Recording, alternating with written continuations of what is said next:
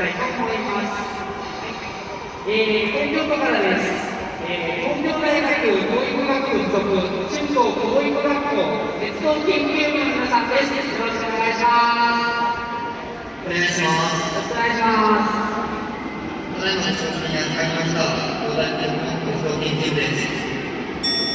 今回の作品提供者は、参考にした場所が、参加した場所に合う南の方を余った紙粘土から作ったんですが、サイズが小さかったので、読むに役の表現する作が、同じでした。